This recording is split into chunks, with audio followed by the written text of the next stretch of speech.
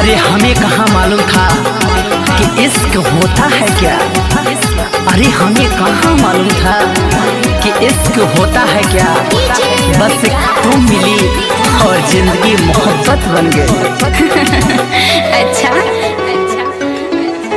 रहा अखिया के सोझायब हमर तू हो जा, दिल में बात तोहरे ही ना। देखी तोहरे सपनवा रोजो सजनवा तो सोना नहीं कोनो रहा अखिया के सोझायब हमर तू हो जा, दिल में बात तोहरे ही ना। डर लागे कोमरिया में राजा को देबो बदना। हमारा सीनावा में सांस बन के तू रानी धड़कलो सुबह शाम। Music by Shiv Manmohan. अरे करीब आ जाओ जरा, तुम बिन जीना है मुश्किल। अरे करीब आ जाओ जरा, तुम बिन जीना है मुश्किल।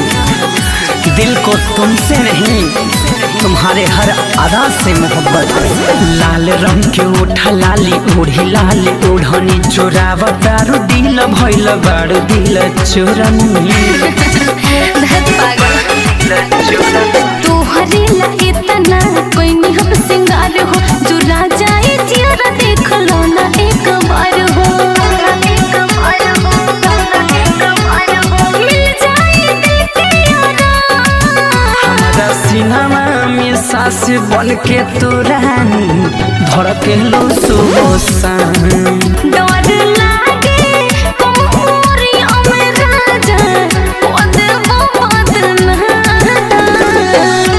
मेरे दिल की धड़कनों को दिलवर धड़कना सिखा दिया। मेरे दिल की धड़कनों को दिलवर तूने धड़कना सिखा दिया। जब से मिली है कसम से तेरी मोहब्बत, मैंने हर गम को भुला दिया। कैसन तो हर प्यार यार कैले बा असर हो, जीने देखी चेहरा तो हर आवेला नजर हो। आवेला नजर तोहरे जैसन हमरो भइल बाटे हाल हो, सच पहली सुना प्रभा ससिलाल हो।